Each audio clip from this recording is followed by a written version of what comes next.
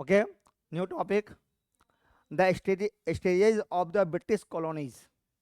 अब भारतीय उपनिवेशवाद के चरण उसको पढ़ने जा रहे हैं।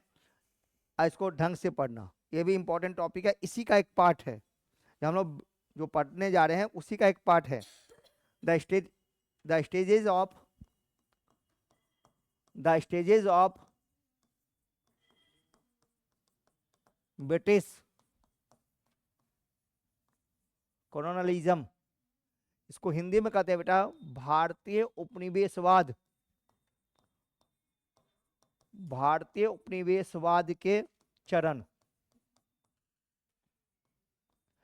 मैंने अभी क्या कहा था, ब्रिटेन भारत का क्या था, ब्रिटेन भारत का क्या था, एक कॉलोनीज के रूप में था, उपनिवेशवाद के चरण था।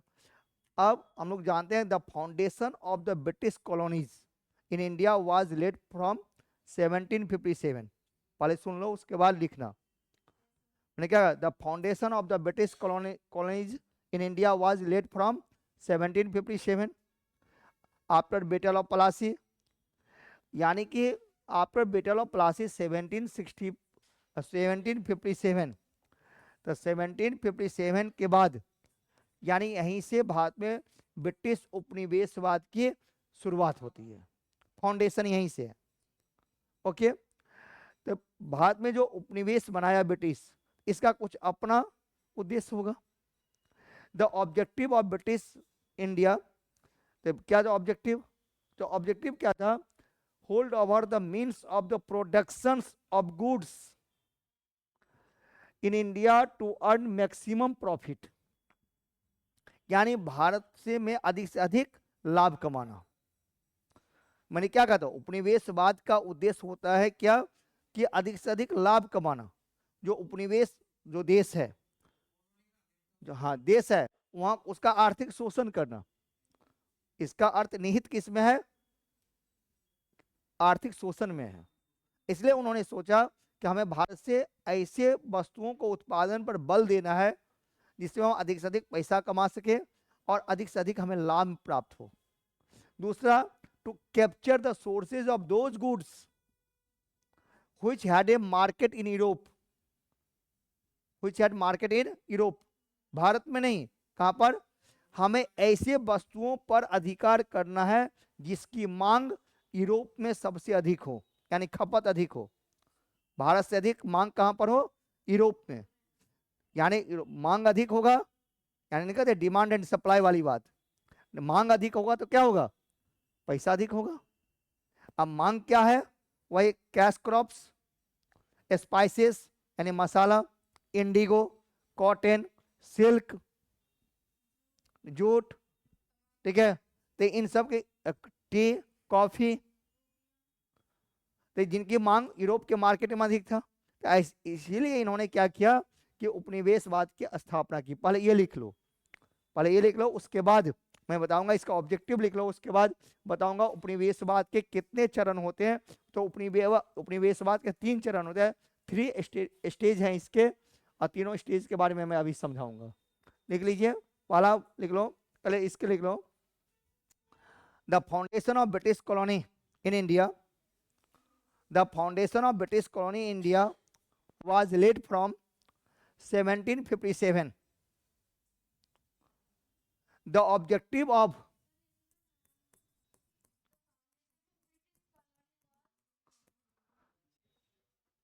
in India was laid from 1757.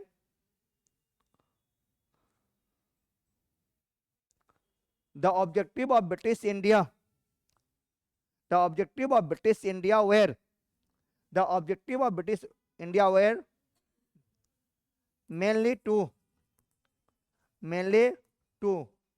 first, mainly to first hold over the means of production,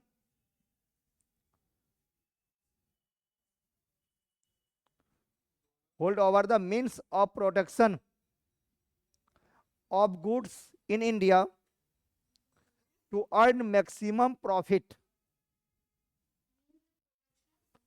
of goods in India to earn maximum profit। समझ में आया।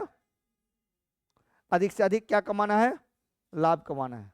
ऐसे वस्तुओं के उत्पादन पर हम बल देंगे जिससे अधिक से अधिक हमें लाभ प्राप्त हो सके। ऐसा क्यों सोचा, ऐसा क्यों सोचा बेटी? क्योंकि भारत में उसका राज्य नहीं है, भारत में क्या उसका उपनिवेश है। राज्य होता तो कल्याणकारी राज्य के बारे में सोचता, भलाई के बारे में सोचता, लेकिन वह आर्थिक शोषण के बारे में सोच रहा है। ये दोनों बात समझना होगा। जब भी मेंस में लिखोगे तो इस बात को समझाना होगा, मेंस में लिख करके बहुत अच्छे से समझाना पड़ेगा। ये बताना होगा, लिखते हुए बताना होगा इन्होंने क्यों सोचा ऐसा, क्योंकि भारत में उसका उपनिवेश था, राज्य शासन नहीं थी।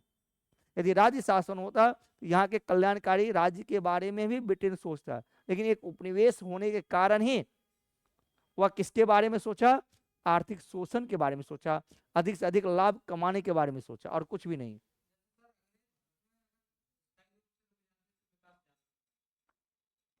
धीरे धीरे मोटिव चेंज होता है, लेकिन नहीं, पहले तो बहुत पहले से गरीब बन चुका था। यह बहुत ये डिस्कशन टॉपिक है, उस पर हम लोग बाद में। Second point, second objective was लिखिए, to capture the sources of those goods which had a market in Europe. To capture the sources of those goods which had a market in Europe. Hindi में आप लोग लिखिए। देखिए, भारत में Britain उपनिवेशवाद की नींव 1757 में रखा गया। अच्छा, एक क्वेश्चन और, भारत में ब्रिटेन उपनिवेशवाद की नींव 1757 में रखा गया। एक बात, कोई anybody else tell me about, एक बात आप लोग हमें बताइए कि 1757 में उपनिवेशवाद की नींव क्यों रखी गई? हम यहाँ पर 1757 की बात करते हैं, नहीं कहते हो? यहाँ से भारतीय उपनिवेशवाद की शुरुआत, फाउंडेशन यहीं से है, जबकि ब्रिटिश 1608 में इंडिया आ चुके थे, लेकिन उपनिवेशवाद की शुरुआत यहाँ से होता है। ऐसा यहाँ से क्यों?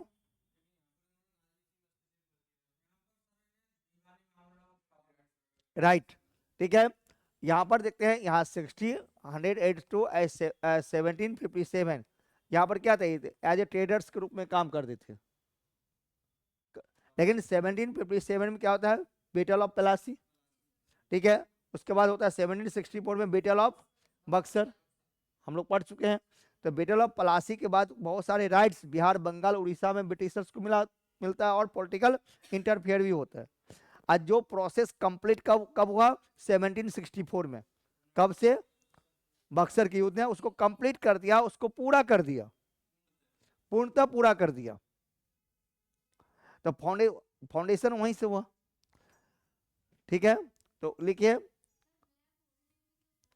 वो तो दूसरी बात है, लिखो, ठीक है। अब देखिए, इसके दो उद्देश्य थे, इसके मुख्यतः दो उद्देश्य। फर्स्ट,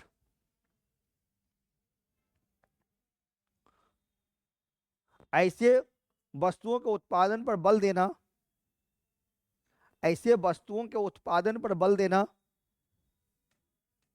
जिससे अधिक से अधिक लाभ प्राप्त हो सके, अधिक से अधिक लाभ प्राप्त हो सके। Right, done.